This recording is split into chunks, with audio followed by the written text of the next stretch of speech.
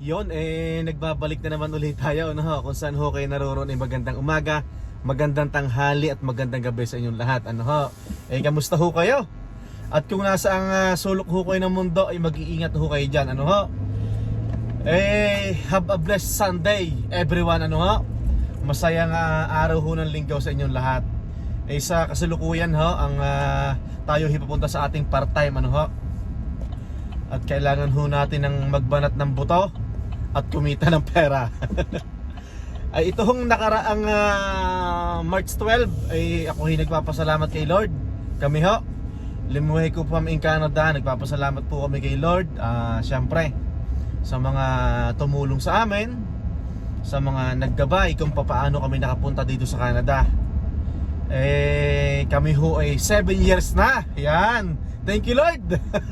Naka 7 years na ho kami dito sa Canada. Talaga ho naman kami ng mahal na Reyna noong nakaraang gabi ay nagkukwentuhan, nag-uusap, nagpuyat, nagmamaritisan kami mag-asawa na kung gaano kahirap yung pinagdaanan namin makapunta dito sa Canada. Siyempre hindi lang hirap, talaga hong nainip kami. Tapos siyempre gumastos ho din ng salapi, ano po. Talaga hong wala ho ako masabi. Talagang maraming salamat ho kay Lord. At naka-7 taon na agad kami dito. Napakabilis ho ng panahon, ano ho. Kami ho ay 7 taon na agad, ano ho. Sa mga bago ho sa aming channel, ano ho, kami po ay galing ng Labrador City, province of Newfoundland and Labrador, ano ho. Under po kami ng provincial nominee. Tapos sa mga kababayan natin na nagtatanong kung paano ho kami nakapunta ng Canada, ay under po kami ng Mercan Agency diyan po sa Ortigas, diyan po sa atin sa Pilipinas, ano po. Sila po ang naggabay sa amin. At syempre alam nyo naman po ang kalakaran dyan. Pag under po tayo ng agency, magbabayad po tayo ng salapi, ano ho. Yan. So sa mga nagtatanong kung paano ho kami nakapunta, galing po kami ng Mercan Agency. Sila po ang nag-ayos ng aming papeles. Tapos kaya po kami nakakuha ng employer sa Newfoundland and Labrador. Nagpasa lang po ng resume si Mrs. sa Indeed. Yon, doon po kami sinuwerte, ano po. Tapos kinunta kami. Tapos ang nangyari, in-interview kami mag-asawa, online interview. Tapos after nun, ipinasa kami sa Mercan Philippines, dyan po sa Ortigas. Yun lang po, maiksing kwento lang ho, ano. Sa mga kababayan ko ho na papunta na ho dito sa Canada at nagpaplanong pumunta ng Canada at medyo naiinip, yan, may nakachat ako na isa nating kababayan, may application daw dito, wag ko ho kayo mainip. Ganyan din kami dati. Yan ho'y madadali din. Samahan nyo lang ho talaga ng dasal, ano ho. Talagang tiwala lang po at makakaraos din, makakarating din kayo dito, ano ho.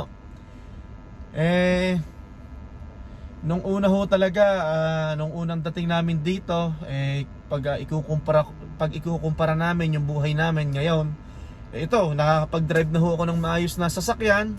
Ay dati ho talaga, nung dumating kami doon sa Newfoundland and Labrador, nakakuha ko ng sasakyan after 6 months. Yun, bumili ako ng sasakyan, Volkswagen yon. Manual transmission pa yon. Tapos ano ba yun, 2003. Nabili ko siya ng 1,500. Yun po yung aming first car dito sa Canada. Bali, bago po ako nagkaroon ng mga sasakyang maayos, ang dumaan muna po sa kamay namin may 3 sasakyan na luma na talagang syempre may mga ipinagawa ho ako, palibhasa po second hand, ano ho, bago mapatino. Pero nung napatino ho naman okay na, ano po. Yan, tiyaga-tiyaga lang ho. At talagang yan ho'y madadali din. Napakabilis ho ng panahon. 7 taon agad kami. nag-uusap nga kami ng kaming mag-asawa, itong sasakyan na ito, malapit na itong maging amin. Kaunting kembot na lang, yan. Nakakatuwa ho naman. At talagang kung ikukumpara nga yung buhay namin dati na naranasan namin maglakad, kasi doon po sa Labrador City, Province of Newfoundland and Labrador, ay kami ho naglalakad, tapos sa summer ay nagbabike. Tapos nabiyahe po na taxi doon, ay kuwan po, 2 taxi lang ho sa isang araw. Tapos minsan late pa dumating ang taxi, palibhasa nga po ikuan. Siyempre hindi lang ho kami pasahero. Tapos ho nung nakaluag-luag na, yun nga, nakapag-ipon kami ng 1,500, nakabili kami ng kuan ng segunda manong kotse, yun ho. Di at least ho kuan hindi na ho naglalakad. So may mga pinagawa ho din ako doon, umabot ho din ng kuan ng mga $800 yung pinagawa ko. Pero after noon okay na naman ho. Ganun ho talaga, magsisimula ho talaga sa mababa, sa luma, hanggang sa pag ikaw ay nagkapera ng kaunti, yan. Ay ito salamat dito sa sasakyan na ito. Ito medyo nagkaroon tayo ng maayos na nadadala tayo kahit saan natin gustong pumunta, At ito bago-bago pa ito. Pero kung ito, financing po ito, inuhulugan ho natin. Pero ito yung malapit na maging atin, kaunting kembot na lang, tiyaga-tiyaga na lang, Ay, thank you Lord. Wala akong masabi kung hindi thank you Lord. On the way ho tayo sa ating part-time. Ito ho saglit laang. Magsisimula ho ako ng alas 4. Tapos uwi ako ng kuan ng alas 7 o kaya 7:30. Pero ito hong parating na kuan na summer, kuan ho ko dito, wala tayong schedule dito ng kuan ng Sunday. Dahil ho yan gala time. Mga camping season na yan, At mamamasyal kami ni Nautoy. Napasok po ako dito ng kuan ng 4 times a week. Pero pagdating ng summer, magiging 3 times na lang. Maganda ho din. Malaki-laki ho din ang kita, kahit part-time dito. At maganda-ganda din ang bigay sa akin dito ng per hour. Tapos ang gusto ko dito ay talaga relax, magluluto ka lang, magse-serve, and that's it. Ay, summer na, nangangamoy summer na. Maganda na ho ang weather dito sa Edmonton, Alberta. Ay, ipapakita ko sa inyo. Yan, maganda na ang weather, nawawala-wala na ang snow sa kalsada. Tapos itong paparating na ito, simula bukas tataas ho ang temperatura, po. Ay, doon po sa mga kababayan ko, wag ho kayo mawawalan, yan madadali din. Makakarating ho din kayo dito sa Canada. Pray lang ho, Talaga ho na mga ramdam ko kayo. Ako nga ho'y may nakapalitan ng mensahe na siya daw inaiinip, ganyan, parang ang tagal daw ng proseso. Ganyan ho talaga. At hindi ho talaga maiiwasan. Summer na, summer na. Malapit na tayo sa ating part-time, Nagluluto ho ako dito. Ay, bago ko makakalimutan, may nakilala po tayo. Nakilala po tayo dito sa dito po kami kahapon ng Mahal na Reyna sa West Edmonton Mall. Love Family. Yan, kung hindi ako nagkakamali, Love Family.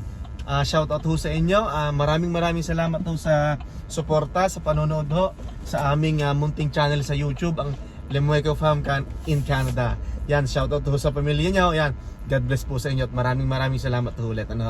Ka-work siya ni Tito Mike, yan, ni Dunesa Family. Yan, andito na ho tayo sa ating part-time. Masaya dito. Hindi masyadong stricto. Ay, thank you Lord. Talaga ang bilis ho ng kuwan ng panahon. Naka-7 taon na agad Kahit ho naman papaano kuwan, natutuwa nga ho kami ni Mahal na Reyna doon sa 7 taon na yon. Kahit papaano may napundar naman kami sa Pilipinas na maliit na lupa na pagdating ng araw patataasin namin ang presyo. Tapos ibenta din namin, ano po. Talaga hong nakakatuwa. Bunga ho yun ng aming pagtutulungan, namin mag-asawa. Hard work, yan. Shout out nga pala sa mga katrabaho ko dati dyan sa Newfoundland and Labrador. Yung mga kabats ko dyan, yan. Ang dami nyo, hindi ko na kayo maisa-isa, ano. Yan, yung mga first batch. Sino ba yung dumating? Paring Aris, Sunshine, yan. Yung mga kabats namin yan. Sina Emmanuel. Yan, mga kabats namin yan. Kung nasasaan man kayo ngayon, mag-iingat kayo dyan. Hindi man tayo nagkakausap, darating din ang panahon na tayo magkikita-kita, ano. Ay, bilis talaga. Talaga hong ma-share ko ho sa inyo ng kapirasong kwento. Talaga noong umalis kami ng Canada, siyempre kada punta namin ng agency, nagbabayad ho kami sa agency, doon sa Mercan. Motor ko napabenta, kotse ko napabenta. Tapos yung yung kaunting alahas ko na isang lang namin na hindi ko na din yung tinubos. Nung nagkaperan ako, hindi ko na din pinatubos. Dami hong nawala. Yan. Tapos shout out nga pala dito sa dati kong boss. Yan. Family, Ma'am Ana, Sir Chris, Sir LM, yan. Maraming salamat sa inyo, yan, mga boss ko yan. Sila yung pinagtrabahuhan ko diyan sa Pilipinas, yung Kabalen Restaurant, yan. Tanda ko pa, nung malapit na akong umalis, pinahiram niyo pa ako ng 100k, yan. Maraming salamat sa pagpapahiram, ha. God bless sa inyo. Pagpapala rin at makakauwi ng Pilipinas tayo magkikita-kita. Talaga ho nga pag-apply dito sa Canada, gagastos ka talaga ho ng malaki, ano ho. Siyempre, bibili ka ng plane ticket mo. Kasi nung panahon ho namin, kami ho bumili ng plane ticket namin, ano po, hindi po kagaya ng mga ibang story ng ibang kababayan natin na sila po ang employer ang bumili po ng plane ticket, ano ho. Kung hindi ho ako nagkakamali, lahat po ang naggastos namin makapunta dito is parang nasa mga 800,000 mahigit. Medyo mura pa ho yun. Sa panahon ho do ngayon, nataas na ano ho. Pero okay lang, ayun ho naman bumalik na ho sa atin, ano ho. Yung ating mga nawalang pera nung tayo nag-apply dito, kahit ho pa paano bumalik ho sa atin, yan. Kahit ho pa paano yun nga, may mga napundar naman tayo, yan. Tapos masayang-masaya kami mag-asawa kasi syempre nakarating dito yung biyanan ko, yung mama ng mahal na Reyna, tapos yung nanay at tatay ko nakapasyal dito. Talagang napakalaking pasasalamat ko dun sa bagay na yun. Napakalaking blessing ng para sa amin. Bucket list unlock talaga. Plano namin yung dati pa. Tapos ito,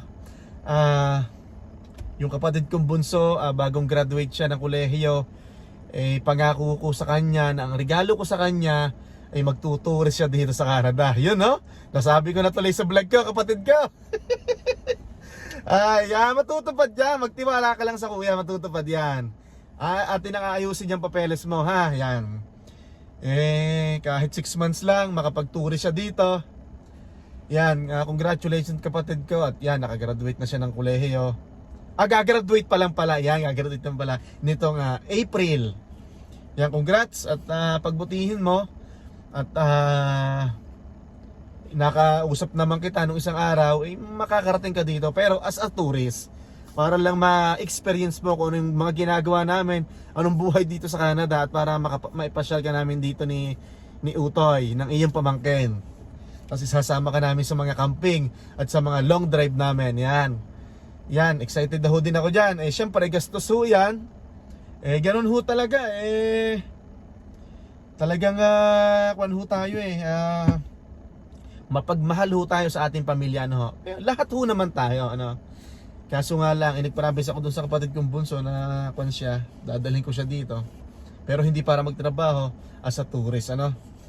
Tayo papasok na sa loob. At mamaya maghuntahan tayo doon. Magpiprepare lang tayo ng ating mga lulutuin. Ano bang weather ngayon? Positive 2. Tapos sa susunod, ito Monday hanggang weekends yan, magtutunaw. Pero papatak din ng snow. Pero for sure, kasi mataas ang temperatura, ay kuwan ho yan, mabilis ding mawawala ano po.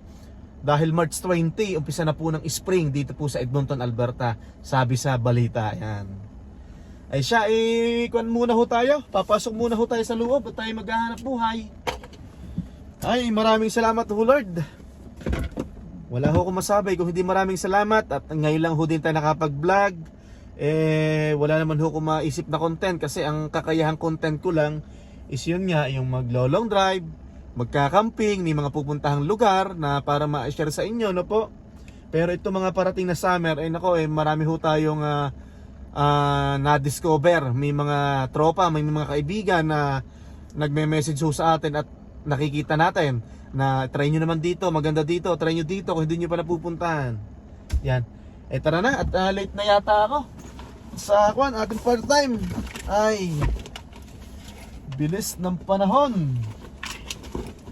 Kuha na agad tayo.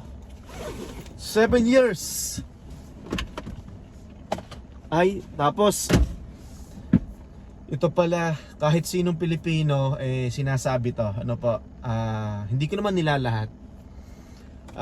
Pagdating nyo dito sa Canada, halimbawa po sa mga baguhan lang po ito, ano. Hanggat maaari, magsimula muna po kayo sa second hand na sasakyan. Huwag muna po kayong kukuha ng brand new or under financing, ano po. Kasi syempre pero syempre kung may pera naman kayo, depende po 'yan sa status nyo. Baka mamaya hindi ko alam, mayaman pala kayo sa Pilipinas. Depende 'yan sa kakayahan nyo. Pagkukuha, halimbawa naka-recover na po kayo, meron nagamit nyo ng 3 years yung nabili yung second hand na sasakyan, gusto nyo mag-upgrade ng medyo maganda, ipapaya ko po sa inyo, kumuha na po kayo ng pinaka-best na gusto nyo sasakyan. Kasi kaya po ako nasabi ko na pinaka-best na gusto nyo sasakyan, para hindi na po kayo papalit-palit. Kumbaga nagbago isip nyo, iti-trade nyo na naman, tapos hindi nyo pala gusto to, iti-trade na naman. Halimbawa, kumuha kayo ng kotse na bago, tapos mamaya, ay gusto ko ng SUV, medyo maliit ang kotse. So, mag-trade ako ng SUV. Mamaya, ginamit mo ng 2 years, ay parang mas gusto ko yung large SUV, ganon. Parang mas gusto ko yung truck. So, dapat talaga po sa umpisa pa lang, kumuha na kayo ng pinakagusto nyo. Pag-usapan yung mag-asawa. Mahirap po dito yung pa-trade-trade. Yun lang po inabanggit ko, ano po, pero depende po yun sa inyo, no? Depende po yun sa kakayahan ng bulsa nyo, no? Kung marami naman po kayong pera, ay why not? Parang i-share ko lang po. Kasi syempre, may mga nakikilala po tayo ditong mga kaibigan, lalo na po dito sa pinagtatrabaho ko dito sa full time. Syempre nakikinig po tayo ng mga maritisan dyan na gano'n ang mga sabi, na pag kukuha ka talaga ng sasakyan, piliin mo na yung pinaka-best. Ang hirap ng papalit-palit dito sa Canada kasi malulubog ka dito sa utang. Ito naman, sa awa ho naman ng Diyos, itong sasakyan na to nagtatagal na sa akin. Talaga namang maraming salamat. At ito naman, truck talaga. Sabi ko kay Mrs., truck na kunin natin. Bukod sa kailangan natin ito sa paglilipat from Newfoundland to Alberta, alam mo naman ako, laging sipaalis tayo, laging nagyayaya ako na puro outdoor para marami tayong kargahan sa likod. Ay siya na, late na tayo. Ang sabi ko lang dito sa part-time, malilate ako ng 15 minutes. Parang 20 minutes na yata ako na wala dito sa kusina. Siya, mamaya ho ulit, ano? Andito na tayo. Mag-hairnet tayo. At nakalimutan natin ang ating sombrero. Ayan. Ayan.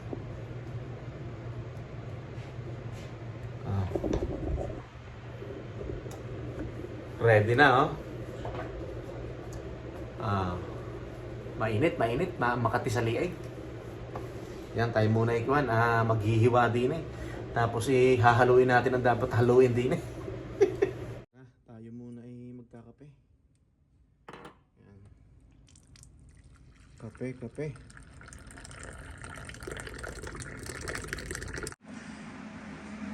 Ito, nagluto tayo ng shepherd's pie, tapos may broccoli, cauliflower, tapos salad. Yan, magi-start na tayo magpakain. Naka-ready na yan. Bubuksan ko na lang to, tapos may rice pudding tayo. Magpapakain lang ako ng 20 tao ngayon. Yan.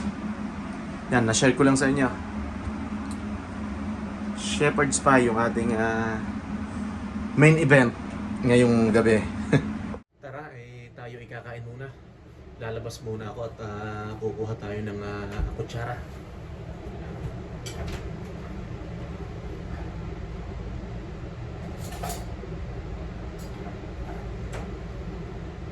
Ayan.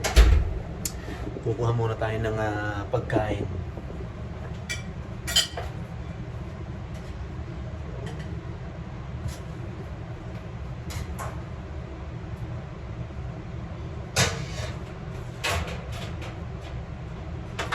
Ayan.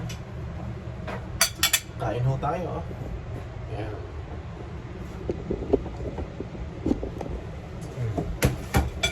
Kain ho, kain. Broccoli.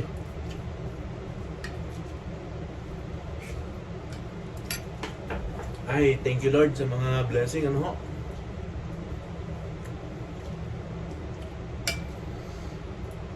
Yung mga kaibigan ko dyan, mga kamag-anak ko dyan sa Middle East, ay mag-iingat ho kayo dyan. Siyempre, nababalita ho natin lahat na may hidwaan, may gera, ano ho, ay mag-iingat ho kayo dyan sa Middle East. Kung saan ang sulok ho ng mundo na apektado ho ng gera. Ano.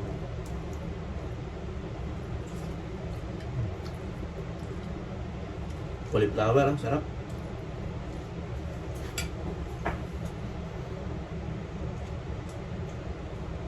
Nakakatuwa ho dito sa part-time ko, talagang relax dito.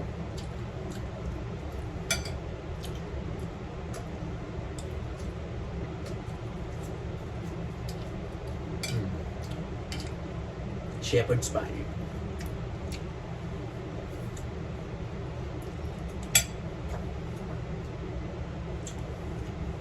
Okay, tissue.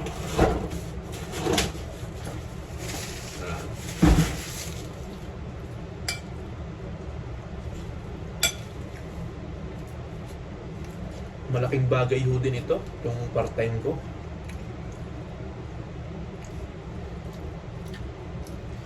Si Mahal na Reyna pala. Nasabi ko na naman to sa vlog ko. Si Mrs. po, wala na po siya sa press ko. Hindi na po siya nagpa-part-time doon. Yan, pero nabanggit ko na yun sa dati kong vlog. Kasi meron po tayong mga subscriber, mga viewers na nagme-message po sa atin. Bakit hindi ko na nakikita ang asawa mo sa press ko? Yan. Pero nabanggit ko na po yun sa vlog ko. Sabi ko na wala na, nag-resign na doon si Mrs. Ano? Dati po kasi siyang nagka-cashier na part-time niya.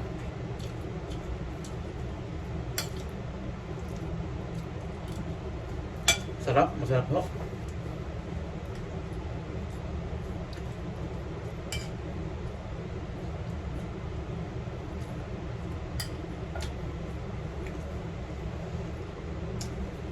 Wala ho akong masabi kung hindi thank you Lord, no? Kami nga ho mag-asawa nag-uusap. Noong nakaraang gabi, nagkukwentuhan kami. Kahit pa paano, may napundar kami sa Pilipinas. Doon sa amin sa Batangas, may... Hello! How are you? How are you? Good. So, rub anything? Oh my god. So, you need a more shepherd's pie? Oh my goodness. No, this is good. This is good. The less good? Yeah. Thank you. Long time no see, eh? No, how are you? Yeah, I'm good, I'm good. We have a nice weather this week. Hey? We have a nice weather, right? No. Yeah. We're supposed to get freezing rain Yeah. every day, but at least it's like +9. Yeah, so it's a nice one. Yeah. Winter's coming to an end, my friend. Yes, yeah. Coming to an end. Yeah. Napalaban tayo ng Inglisan ah. Ito nga ba yung sabi ko? Doon po naman sa 7 taon na yun, yun, may nabili ako na maliit na lote, na lupa doon sa Batangas. Tapos dito sa side naman ng asawa ko, sa parting Laguna, yan, may nabili din naman kaming maliit na lote dyan. Yan.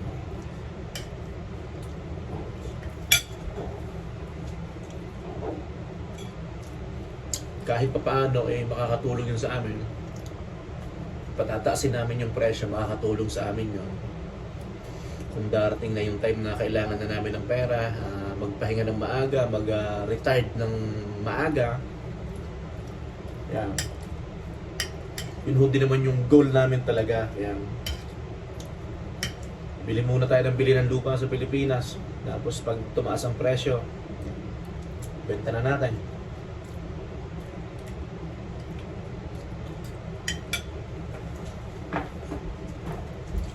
Kain ho, kain. Pumasok muna ako sa sasakyan at may nakalimutan ho akong kunin.